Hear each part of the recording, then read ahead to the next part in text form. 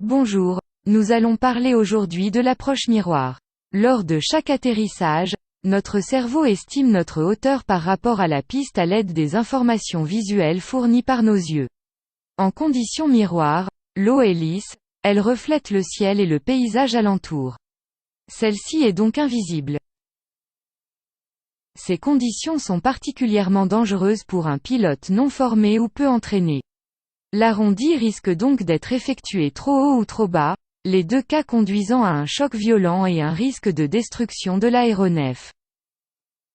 Le cas illustré ici où l'angle d'approche est équivalent à la hauteur du soleil sur l'horizon. La zone visée par le pilote pour se poser est particulièrement éblouissante et l'eau invisible. Dans certaines configurations de lac étroit ou de fleuve, il pourra être impossible de s'orienter autrement. Il faudra donc traiter ce cas comme une approche miroir.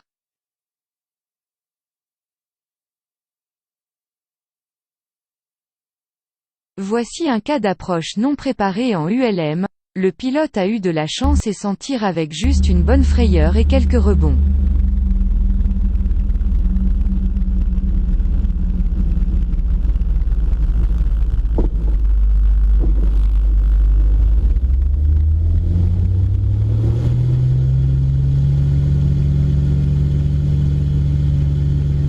Voici maintenant la méthode à appliquer pour ces approches. La phase initiale se déroule tant que l'on a des références visuelles. Donc soit au-dessus de la terre ferme, soit au-dessus de la cime des arbres environnants.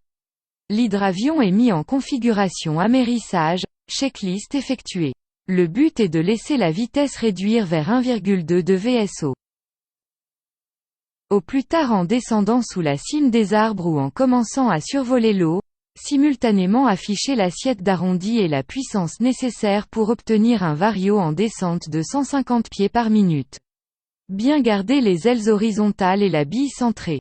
Les Canadiens et Américains parlent de la règle des 3 P, pitch, power, patience, en français nous la traduirons par APP. Le point clé de la réussite de cette approche étant l'assiette.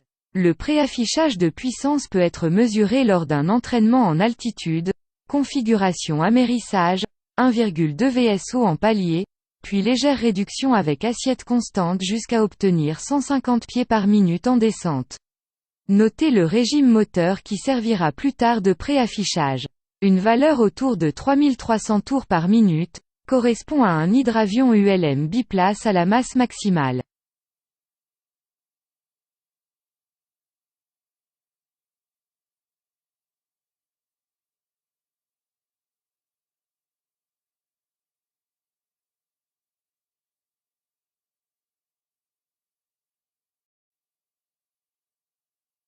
Il est parfois difficile de savoir si l'on est posé ou pas. Dans ce cas, il est urgent de ne rien faire. Patience.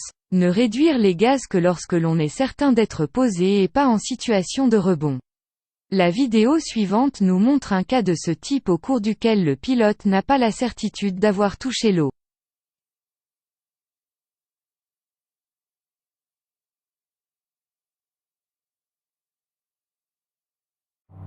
After 20.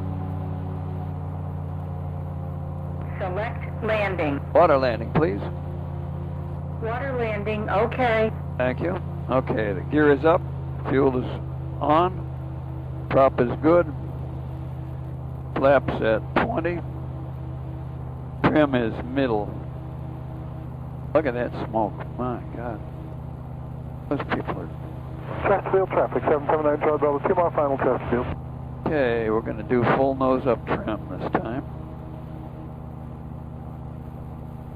And it's a very glassy water landing. And right alongside Buzz Island here. We got 200 feet a minute down. 100 feet a minute down.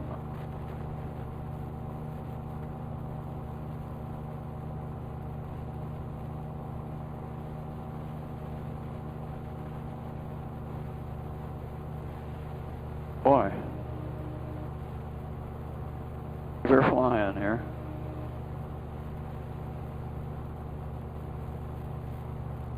Low.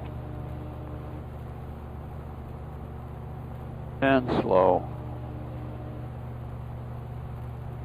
Are we down? Yes, we are. Woohoo! Boy, that was the smoothest landing I've made in a long time. Wowie, it is glassy.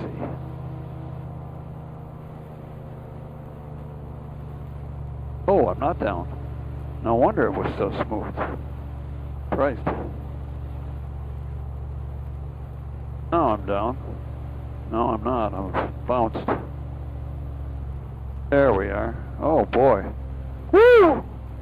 That was something. Son of a gun.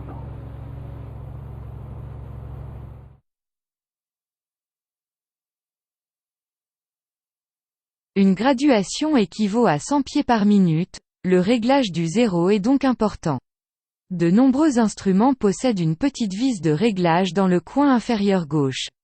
En fin d'approche, il peut être naturel et tentant de regarder devant soi et ainsi réduire l'assiette. Il est fondamental de rester concentré sur ce paramètre et de ne pas céder à cette tentation. Il est indispensable de se fixer un point au-delà duquel l'approche doit être interrompue. Si l'on n'a pas touché en passant ce point, remettre les gaz.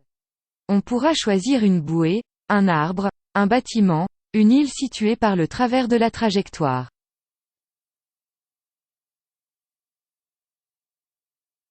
Sur cette diapo nous vous indiquons les cas dans lesquels il faut impérativement remettre les gaz. Il sera fondamental de verrouiller l'assiette qui ne doit en aucun cas diminuer tant que l'altitude n'aura pas significativement augmenté. Il ne faut pas descendre. Attention aux effets moteurs lors de l'application de la puissance. Billes au milieu ailes horizontales couple piqueur maîtrisé. Je vous laisse prendre connaissance de ces 6 points clés et vous rappelle qu'une bonne formation et un entraînement régulier sont vos propres armes pour assurer votre sécurité. L'approche miroir correctement exécutée vous surprendra par la douceur du contact avec l'eau. Bons amérissages et à bientôt pour une prochaine vidéo.